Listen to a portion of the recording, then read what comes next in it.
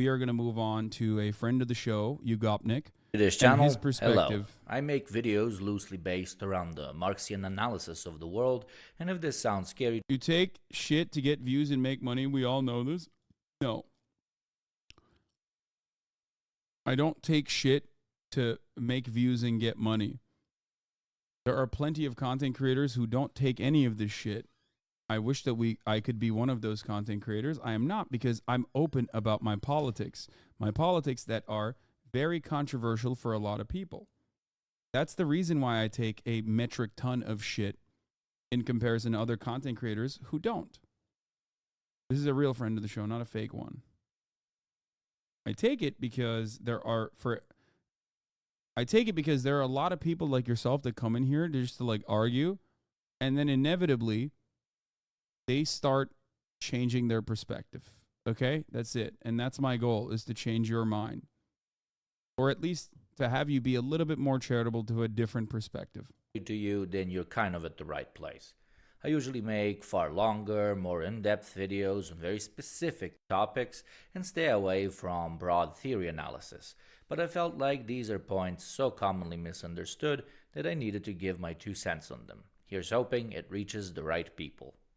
For analysis, which inspired half of this video, please check out Zoe Baker and Kak Philosophy Now Jonas Cheka's videos, which will be linked below. Rarely who can cold-heartedly say that the way we run the world right now is sustainable or achieves net positive outcomes for the majority of the world's population. If you've looked around or read more than half a BuzzFeed article this year, you'd know we are living in a real-life example of how the way we have set up the world, defined as capitalism, is incapable of handling crisis. Not because we don't have enough resources, manpower, or will, but because the main thing society is organized around isn't based on human well-being, but profit extraction. Yeah, the cliche criticism of capitalism, so typical, I know. Profit bad, helping people good. So what is it exactly that we left-wingers propose? Is it egalitarian equality of all? A world in which we are all happy with what we have. People are of equal height. Race is literally unnoticeable because we're all colorblind somehow. Everyone lives forever and churches are turned into hospitals. A science fiction universe that would be so unbelievable that no one would even sign off a budget on making a movie around it.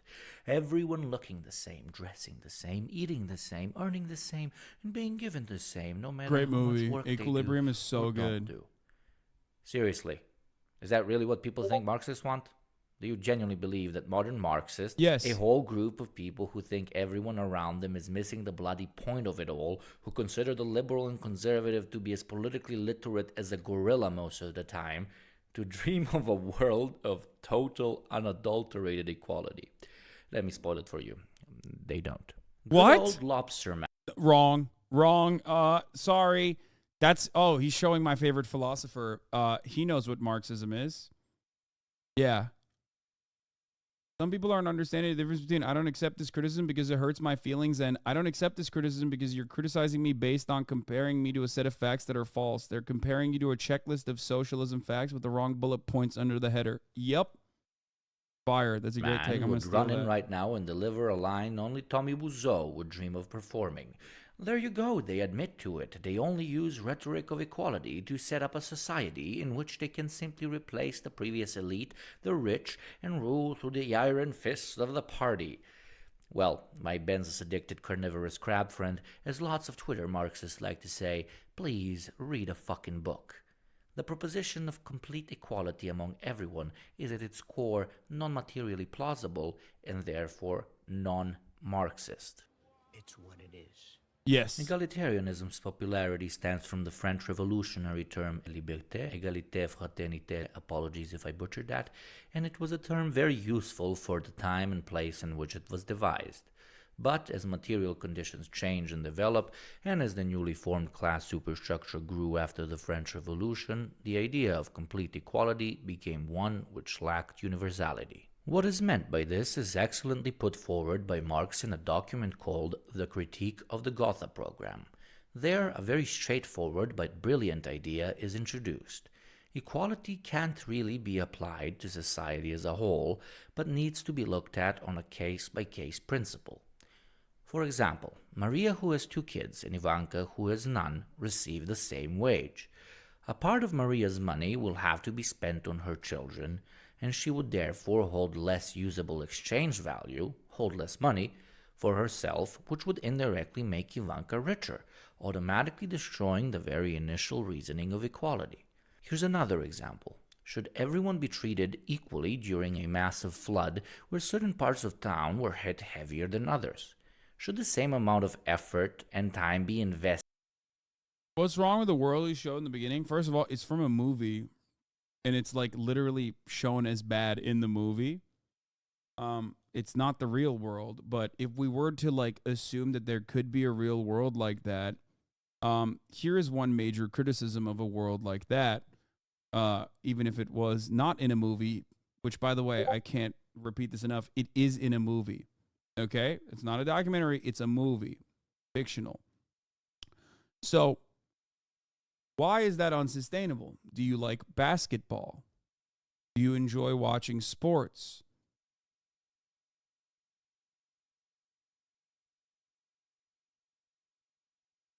Sometimes not having equal outcome for all is good. It's unnatural, not even like making a naturalistic fallacy here, but like it's weird and boring to make sure that all outcomes are the same. Who would watch the NBA if we had a limit to we had a max cap to like how tall someone could be? Why would anybody watch the NBA if that was the case? Do you think that that would be better if that was the case? I use sports as an example because it's like the closest to this perceived meritocracy that is otherwise a lie, but it's like the closest that you can arrive at. I haven't watched it. Okay, you haven't watched the movie. It doesn't matter. Just think it through, though. Do you want to live in a world where every single person, no matter how much they put in, is getting the same outcome? This entire video, by the way, is actually destroying the very notion that like Marxists believe in egalitarian principles. Marxism is not about egalitarianism.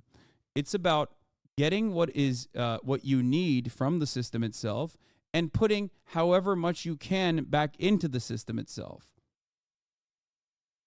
Okay?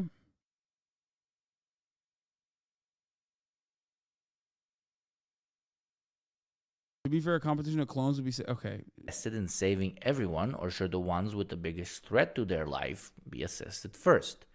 As you can see, equality, while useful as a rhetorical ideal, is in its very essence problematic because it is not applicable wholesale and therefore is not ideologically or materially very useful. When applied to work, it becomes especially problematic. If we equalize how much one earns per hour, then the one who can work longer will inevitably be better off than whoever works less. We might have equalized their hourly wages, but they still end up being unequal. What if we make all the total wages the same? Well, then the one who works more but receives the same will inherently end up with the short end of the stick. This is why Daddy Marx and Engels preferred to concentrate on something far more materially significant, realistic, and generally applicable, known as class. It is by eliminating, or at the very least minimizing, the relationship between the exploiter and the exploited, which exists between owners and workers, that we can come closer to a system in which everyone... Not a high cap, but a salary cap is a successful model in sport. Wait. A salary cap is not played on the basis of each individual, though. A salary cap is on teams in order to ensure some level of fairness so that one team with more money doesn't fucking outspend other teams so that then like they have one mega team that destroys every other team. Do you think that a salary cap implies that LeBron James is making the same salary as a person that's starting off this fucking year? What?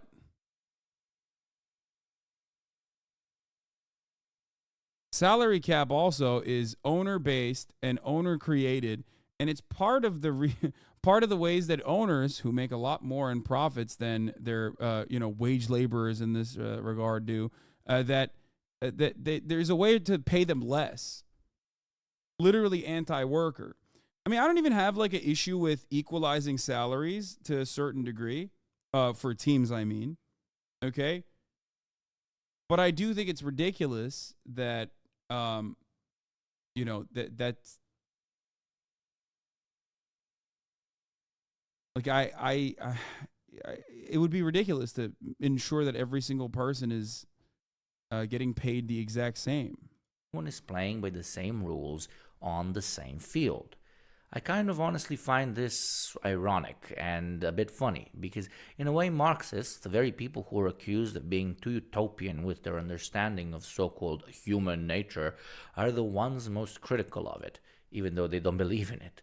The Marxist, through the abolishment of class hierarchy as we know it today, does away with the biggest tools at the disposal of the lazy and ill-meaning to amass great wealth, while the worker, the actual producer of goods and services, suffers. If human nature really is greedy, then shouldn't we try to limit the accessibility humans have to tools that can turn that greed into power? Well, even though for completely different reasons, that's exactly what one could say the left wants. The leveling of the playing field does not mean belief in equality of outcome or equality of opportunity. The latter, while a bit less radical, is unfortunately also an unattainable goal. Even in a non-class society, people will be born with different capabilities in different regions of the world. It's a nice dream, though, a society where everyone is equal. It could never happen. No, a society where everyone has equal footing is what you're supposed to work towards. Equal material opportunities, like all of their material needs are met. That's the goal. It's not to equalize the outcome of society, okay? That's not what anyone is advocating for. That'd be ridiculous to advocate for that. That's just not how humans operate anyway. No matter what you do, even in a society devoid, for example, of money, there are still going to be other types of hierarchies, socially learned hierarchies that people focus on. That's normal. That's a totally normal thing. Okay?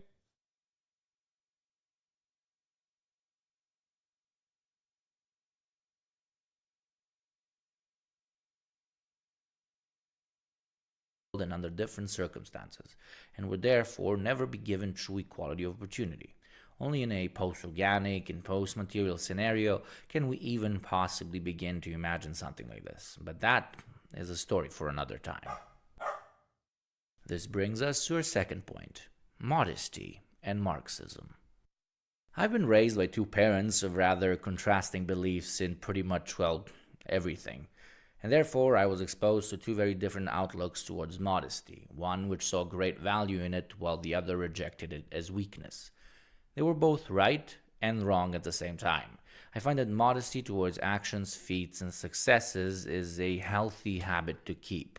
In contrast, gloating over the smallest thing you've done in your life as if you were a babushka talking about her successful grandson will only attract other insecure people who are much more obsessed with appearing successful, whatever that might mean, than they actually are. Therefore, modesty on its own is pretty great. But unfortunately, nothing stands on its own in a world governed by systems and ideologies. In capitalism, the most common form of modesty is seen as a defense mechanism towards your superiors, be it your government or your boss, and that is very dangerous. What do I mean by this? Let's do a little This is a thought great exercise. Is it really modesty when you accept the fact that you haven't been promoted at the workplace you've been at for the last 5 years? Or is it fear disguised in the socially accepted notion of humility? Is quietly looking at the ground while your boss shit-talks you modesty, or fear? Is letting your partner boss you around your home modesty, or fear? Is seeing all your work creating wealth for everyone but yourself and accepting that as reality modesty, or fear? Tavarishi, there is nothing modest in letting anyone trample all over you, and most of you know this. But why is it that when applied to material wealth, it is only the poor who should be modest? What is this bipolar idea that at the same time we should celebrate the successes of the wealthy while promoting modesty for the worker? I'll tell you what it is: propaganda. Always has been, always will be. Now, I'm not saying that the idea of modesty itself is propaganda, but weaponizing it as some sort of greater social ideal for those who are struggling is just that.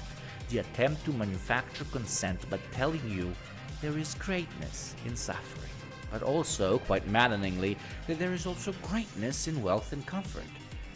It's exactly in this blend of the religious idea of humility and its incredibly contrasting ideology of capitalist eternal growth that has birthed this weird mess of a self-denouncing culture. Modesty and most other values at that are split in two halves.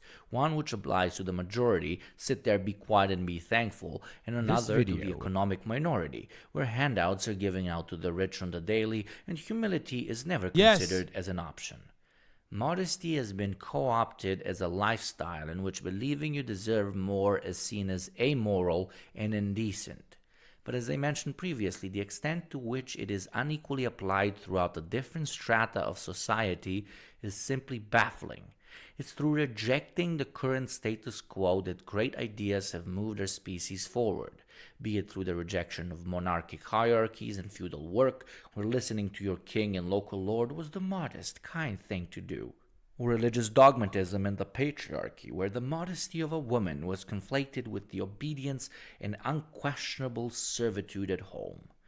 It's by rejecting the version of modesty which the current system is trying to sell us on that we can see the material reality which we find ourselves in, which, to say in layman terms, is pretty shit. So stop taking the boot as if it's some sort of high-end philosophical idea.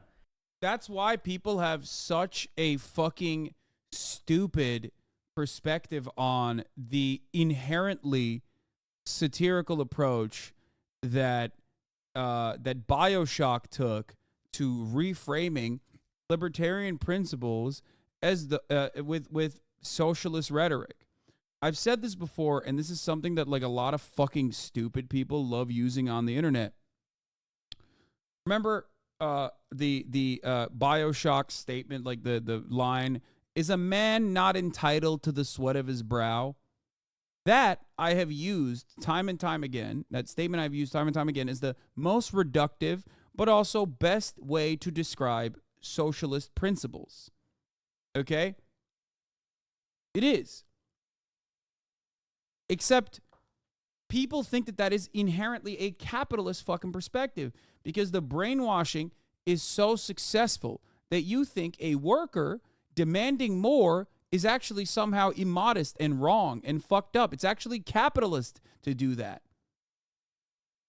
Is a man not entitled to the sweat of his brow is inherently a socialist statement. Okay?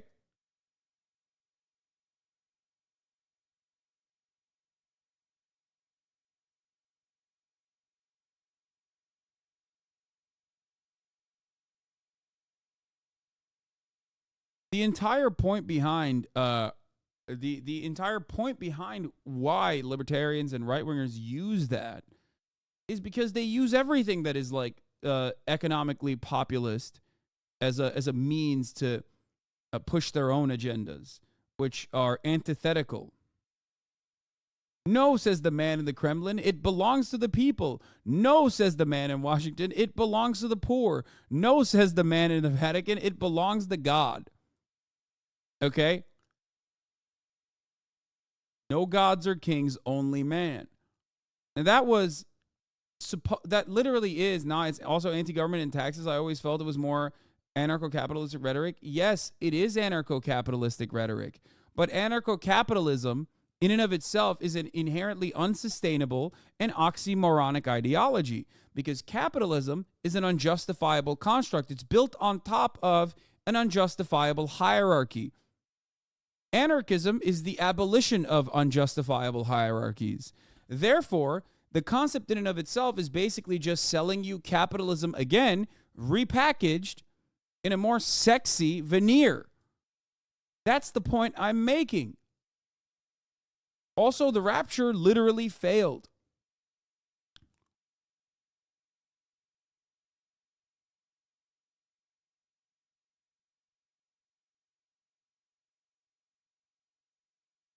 I hope you understand that when, for example, North Korea calls themselves the Democratic People's Republic of Korea, they're not exactly democratic. They're just calling themselves that. I mean, neither is America, but that's besides the point. I'm just, for the sake of this argument, I'm just explaining something to you. People name themselves not after what they genuinely are, but oftentimes what they consider to be the most marketable. Okay? So understand that. Nazis called themselves National Socialists. Were they actually socialist at all? Fuck no. They killed socialists. It was the first people that they killed.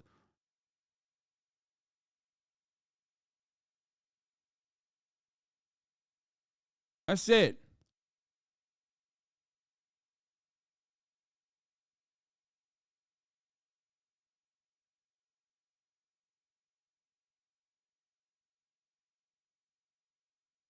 Just because someone uses certain keywords does not mean that they genuinely abide by those principles or believe those things. In a lot of instances, is just marketing, which is why I brought up the "is a man not entitled to the sweat of his brow" as an inherently socialist concept, which people always fucking yell at me about and say is not socialist, because you are wired into thinking that you as a worker asking for more of the value that you've generated is somehow immodest and wrong. Okay? That's it.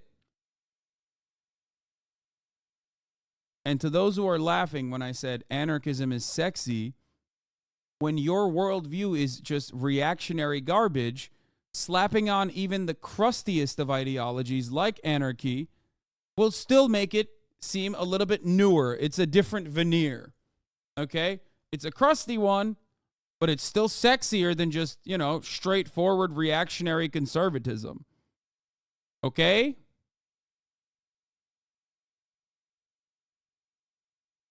And bite back. I gotta pee, I'll be back. There is greatness in modesty, sure, but not in cowardice. Conclusion. Fucking finally. God damn it. So, how do these two concepts fit, and why did I bundle them together in the same video? Well, honestly, it's quite simple. It's the two biggest stereotypes of the socialist I could think of, and they both feed off of each other. The image of the socialist or anarchist many have in their heads is of someone who has failed in their pursuit of greatness in capitalism and is therefore trying to pull everyone down to their level, equalizing others in order to selfishly raise themselves up. A petty creature either dreaming of worlds where all are the same, or a quasi-spiritual hack who thinks all should abide by their weird notion of lower self-worth. But as we've seen, that's not as close to the truth as some on the right would like to think. The socialist ideal lays in rejecting the hierarchical injustices of capitalism and rightly calls for the rejection of poverty as some sort of spiritual modest aspiration, while at the same time understanding the material realities which stop us from dreaming of the impossible. Marxists, in their hyperbolic realism, reject being humbled by how we run our world today, while at the same time rejecting to daydream about unachievable futures. It's a mistake for the wealthy to think of leftists as people who want less or are content with less. A mistake that will cost them dearly.